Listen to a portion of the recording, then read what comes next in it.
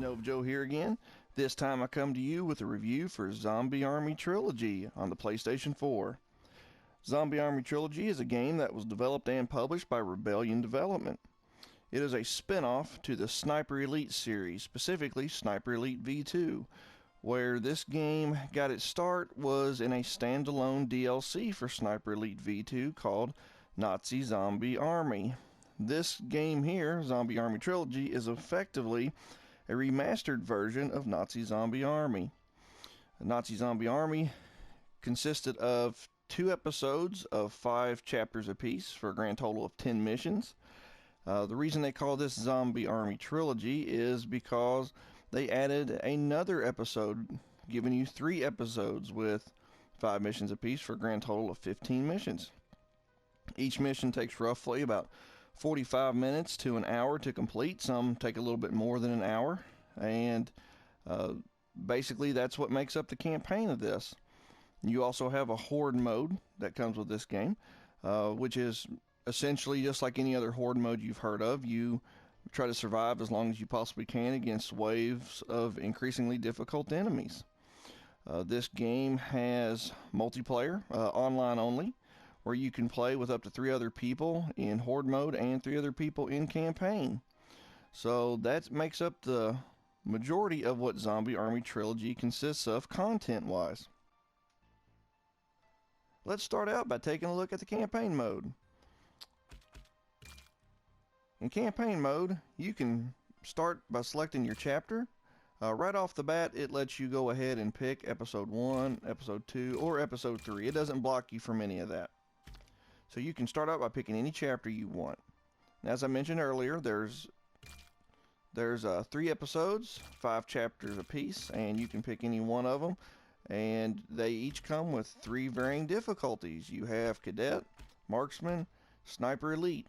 And as the descriptions will show, based on the one you pick, it changes the way the game plays, such as not just enemy difficulty, but gravity affecting your shot, wind, stance, heart rate, all affecting your bullets. Thus making this just like any of the other Sniper Elite games, where it has excellent sniper physics, where you can where you have to take into account every single step that you make, basically before you pull that trigger.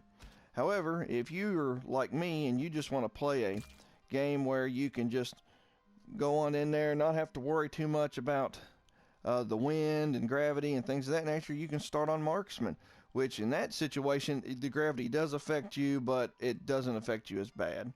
Or Cadet, where every bullet travels in a straight line, as it mentions here. Then cosmetic wise, you can pick your character. You have 4 male characters and 4 female characters. And guys, from what I have been able to tell, these are just cosmetic. They don't do anything in particular other than just change the way you look.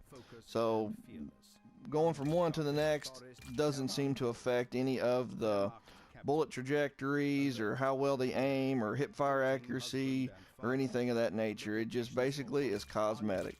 So pick your character and jump on in. Okay, now we'll take a look at Horde Mode. Horde Mode is set up the exact same way as campaign, where you select your level. Only in this situation there is 5 different levels that you can pick. And like I said, this is just essentially Horde Mode, just like any other. It's kind of a bare bones Horde Mode. There are no defenses that you can create. There are on some levels, some stationary guns that you can use, and there are some canisters around the ground, explosive canisters that you can shoot and blow up, but there is no leveling up in this. There is no creating or crafting, things of that nature, like some of the more elaborate Horde modes like Gears of War have. This is just essentially how long can you survive. You fight until you die. And that's it. That is Horde mode in this. But don't let that dissuade you. This is an excellent Horde mode, and it is extremely fun to play. Granted, it's limited on levels, but some of these levels are very fun. And like I mentioned earlier, you can play them with other people, and if you get a chance to play them with other people, the fun really ramps up then. Difficulty, just like for campaign, the same setup, no difference there. Selecting characters, all the same. And guys, that's essentially Horde Mode. That's the setup for Horde Mode. Now we'll jump into the main game and check out the game as a whole. Now when I play a horror game, there's three things that I look for. Excellent atmosphere, excellent music and sound design, and scares. So let me start out by just getting this out of the way. This game was not scary to me at all. It didn't make me jump, it didn't make me flinch, it just was not scary. However, it more than made up for that lack of features with atmosphere and sound design as well as music. This game has some of the creepiest atmosphere and environments that I have seen in games. It's got the fog, it's got the gloomy skies, it's got the dark spooky forest, and it's got the tombstone laden graveyard. It just has what I look for in a horror game. It doesn't have bright and vivid tropical environments like Dead Island. Dead Island was a fun game, but I just couldn't get into it very well because it lacked the atmosphere that I was looking for. This game has that atmosphere.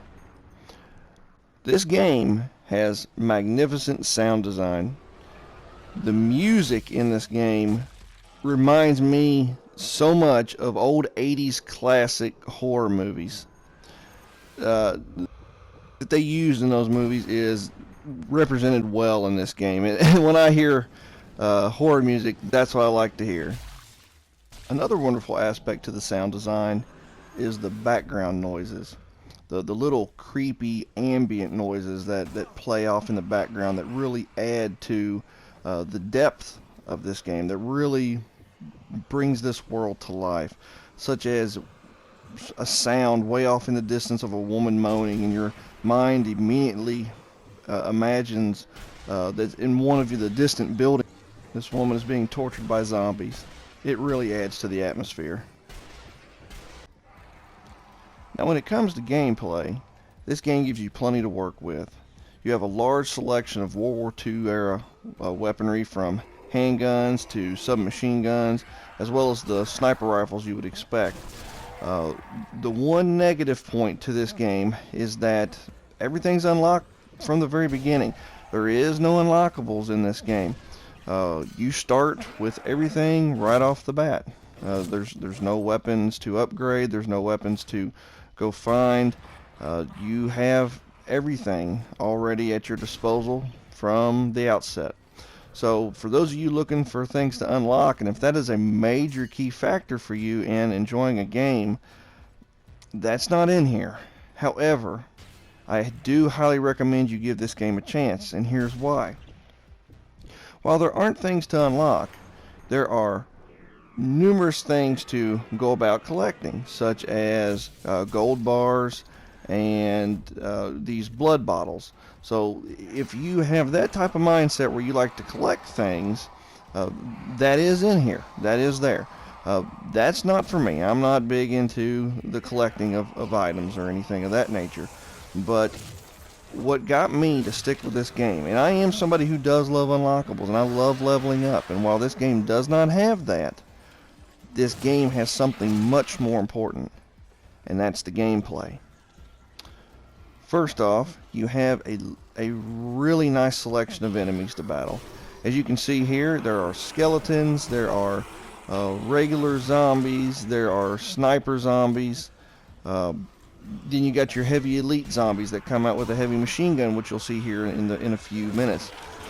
This game has many different types of zombies in it, so that part doesn't get stale. You've got armored zombies that come out that you have to shoot the armor off of to get down to the meaty parts. So this game has a good variety of enemies that you can face in this game, and that is a wonderful thing. I will go on record as saying the skeleton enemies are useless in this game.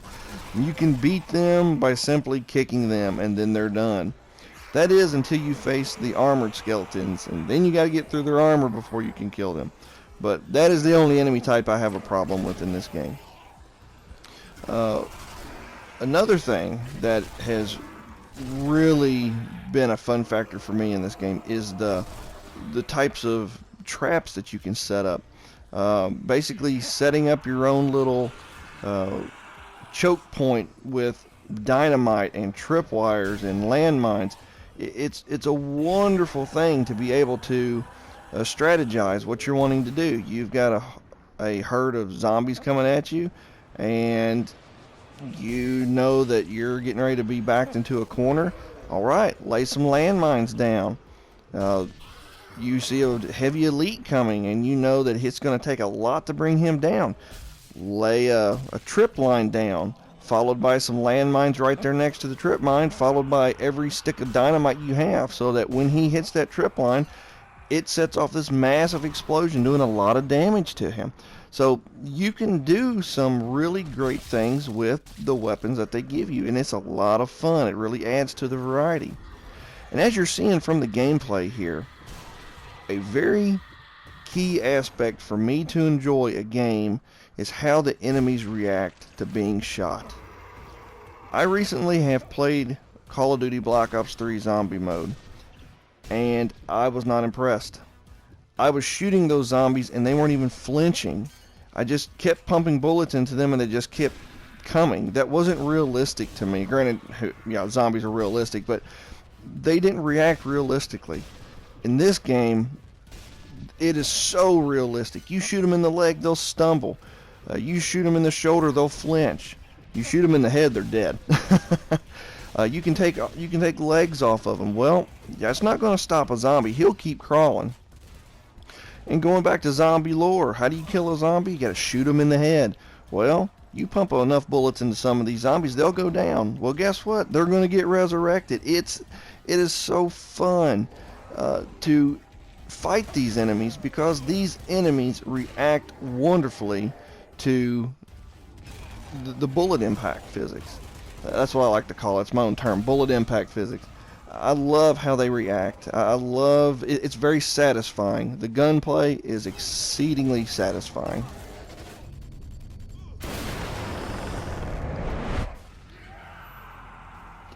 Another positive to the gameplay is the interactivity of the levels themselves.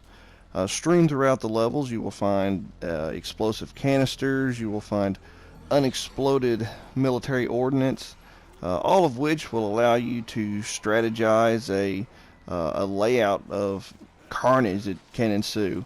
As you can see here on the screen, there's also some interaction with some non-explosive objects, such as those logs that were just dropped. Especially in the latter episode, episode 3, they add bear traps. They add some dummy decoys that will lure the zombies in and then explode. But throughout all the episodes, you're going to have explosive canisters strewn throughout. You're going to have these stationary gun turrets that are going to allow you to just wreak havoc on the upcoming horde of zombies. It's just another wonderful aspect to the gameplay that just adds to the fun. The level of chaos that you can cause in this game just is outstanding and is just so enjoyable. When you got zombie limbs flying all over the place and you see zombie blood spraying all over, it's a very morbid and macabre experience, but boy is it fun. As you can see here, you get in this stationary turret and you just mow them down. It changes things up, which is wonderful. So you're not constantly stuck just using your sidearm, your sniper rifle, and your submachine gun. You do have your explosives, and you have environmental interaction. Not to mention, you also have those exploding zombies that just killed me there, and it's fun to use them as well. You see them coming, try to shoot them when they're in a big herd of zombies, and watch how many of them it takes out. I had a combo once where I killed 19 zombies at once. It was quite a gore fest right then and there.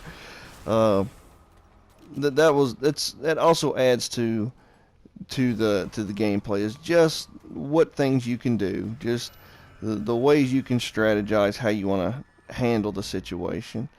And then right after you get through mowing down a big herd of zombies, all of a sudden they're going to throw a chainsaw wielding elite soldier at you that's not going to go down with one headshot. He's going to take a bunch of headshots. Or if you want, drop a bunch of logs on him if you can get him set up underneath of the hanging logs. Or set up a chain of explosions that will take them all out. It's just a wonderful aspect of this game. And so, as I mentioned, guys, earlier, the pros far outweigh the cons, in my opinion. This harkens back to the old days when games weren't about leveling up. Games weren't about seeing how much stuff you can unlock. But they were about the gameplay, and that's what kept you playing these games, was the gameplay. This game has it.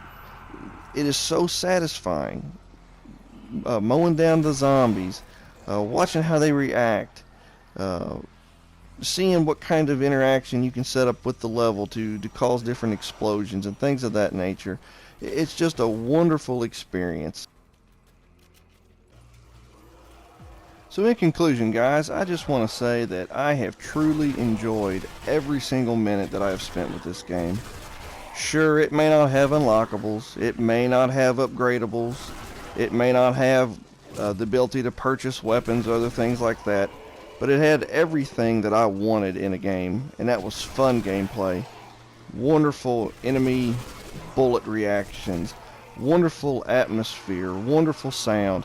It had the creep factor that I was looking for. It never got scary, but it did have that creepiness that I like in these type of games. It was a wonderful experience, and I just want to commend Rebellion for what a great job they did. They didn't try to innovate on it or anything like that. So if you're wanting innovation, it's not here.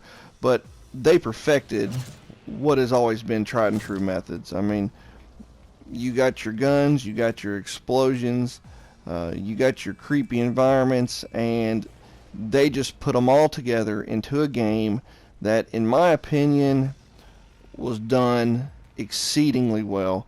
This is how I want a zombie game done. So, guys, just to make things clear, I'm not comparing this to Nazi Zombie Army. I've never played that. This is the only version of the game I've ever played. So I'm going into this only having played this game, and I have heard comments from some others that they enjoyed Nazi Zombie Army more than this. But I'm not going into that comparison because I've never played it. So guys, just to give you my recommendation, I highly suggest those of you who enjoy a good zombie game and want one on your PS4, I highly recommend going and getting this game. It is just very satisfying, and you can still find it for relatively cheap. I got it for less than $30. So, as always, guys, take care, God bless, and keep on gaming.